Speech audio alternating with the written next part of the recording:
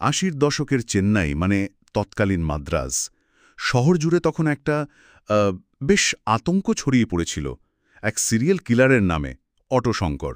আজকে আমরা এই কেসটা নিয়ে একটু গভীরে যাব। আমাদের কাছে যে তথ্যগুলো আছে সেগুলো থেকে বোঝার চেষ্টা করব কে ছিল এই লোকটা, মানে গৌরী শঙ্কর ওরফে অটো শঙ্কর, আর কিভাবে তার অপরাধের জাল, তার কর্মকাণ্ড গোটা শহরকে নাড়িয়ে দিয়েছিল। মূল ঘটনাটা তুলে ধরাই লক্ষ্য। তো শুরু করা যাক। অটো শঙ্কর আসল নাম তো গৌরী শঙ্কর, কিন্তু অটো চালানোর সূত্রে এই নামেই কুখ্যাত হয়ে যায়, তাই না? হ্যাঁ, একদম। ১৯৮৭-৮৮ সালের দিকে চেন্নাইয়ের তিরুভানমিউর এলাকাটাতেই ছিল তার বিচারণ ক্ষেত্র। দিনের বেলায় সে ছিল একজন সাধারণ অটোচালক, মানে দেখে বোঝার উপায়ই ছিল না। আর রাতে? আর রাত হলেই সে হয়ে উঠত এক ভয়ঙ্কর অপরাধী। একটা আস্ত পতিতাবৃত্তি চক্র চালাত সে। ওহ! হ্যাঁ, তার এই দ্বৈত জীবনটা মানে ভাবলেই কেমন লাগে। দিনের আলোয় সাধারণ মানুষের সঙ্গে মিশে থাকা, আর রাত নামলেই তার আসল রূপটা বেরিয়ে আসত। সূত্রগুলো যা বলছে তাতে দেখা যায় সে মূলত যৌনকর্মীদেরই টার্গেট করত। আচ্ছা। কাজ বা ধরুন টাকার লোভ দেখিয়ে অসহায় মহিলাদের ফাঁদে ফেলত। এটাই ছিল তার কৌশল। কম করে ৯ জন মহিলাকে সে খুন করেছিল বলে জানা যায়, যদিও আসল সংখ্যাটা হয়তো আরও বেশি ছিল, কে জানে। আর খুনের পদ্ধতিগুলো? সেগুলো তো মানে খুবই নৃশংস ছিল শুনেছি। ভয়ঙ্কর। সে তো একা নয়, দলবল নিয়ে এই অপরাধগুলো করত। দলবল নিয়ে? হ্যাঁ, মহিলাদের অপহরণ করা, তারপর প্রায়শই ধর্ষণ, আর শেষেই পিটিয়ে বা শ্বাসরোধ করে খুন। ভাবা যায় না। এখানেই কিন্তু শেষ নয়। প্রমাণ লোপাট করার জন্য ছিল ঠান্ডা মাথার পরিকল্পনা।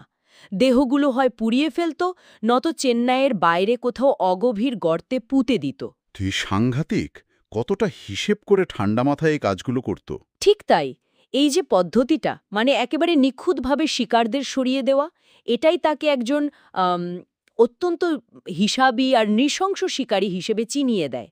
তার এই অপরাধের সাম্রাজ্যটা যে ভেঙে পড়ল, সেটাও বেশ মানে একটা ছোট ঘটনা থেকে শুরু। তাই নাকি? কিভাবে? একজন নিখোঁজ মহিলার বাড়ির লোক তারা পুলিশের কাছে যান, আর সেই তদন্ত করতে গিয়েই পুলিশের নজরে আসে যে শঙ্করের অটো স্ট্যান্ডের আশপাশ থেকে আরও কয়েকজন মহিলা উধাও হয়ে গেছেন। ও, তার মানে একটা অভিযোগ থেকেই পুরো ব্যাপারটা সামনে আসতে শুরু করে। হ্যাঁ, ছোট ছোট সূত্র জুড়েই পুলিশ শেষ পর্যন্ত তার কাছে পৌঁছায়। তারপর ১৮৮৮ সালে পুলিশ অভিযানে সে আর তার দলবল ধরা পড়ল। আচ্ছা, এটা কি সত্যি যে জিজ্ঞাসাবাদের সময় সে একদম শান্তভাবে, মানে নির্লিপ্তভাবে সব খুনের কথা স্বীকার করেছিল? এটা তো আরও বেশি চমকে দেওয়ার মতো। হ্যাঁ, তার এই স্বীকারোক্তি তদন্তকারীদেরও বেশ অবাক করেছিল।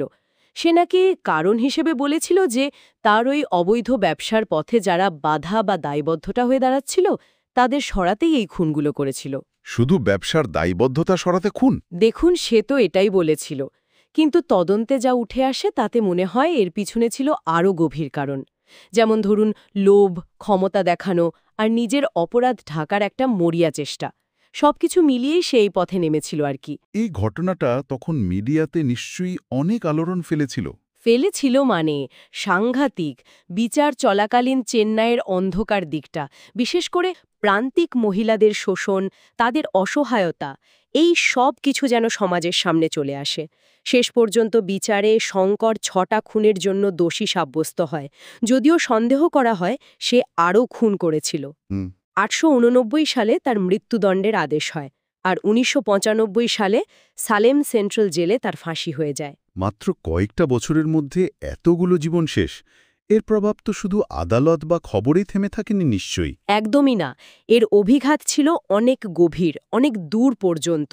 এর উপর ভিত্তি করে দেখুন, ১৯৯১ সালে অটো শঙ্কর নামে একটা তামিল সিনেমাও তৈরি হয়। ওহ, সিনেমাও হয়েছিল? হ্যাঁ, এবং সিনেমাটা শুধু ব্যবসা সফলই হয়নি, ভারতে অপরাধ, দারিদ্র্য আর বড় শহরগুলোতে যৌনকর্মীদের নিরাপত্তা, তাদের দুর্বলতা, এই বিষয়গুলো নিয়ে একটা বড় বিতর্ক উস্কে দিয়েছিল।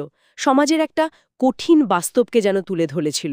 তাহলে আমরা দেখলাম একজন সাধারণ অটোচালকের মুখোশের আড়ালে লুকিয়ে থাকা এক ভয়ঙ্কর সিরিয়াল কিলার।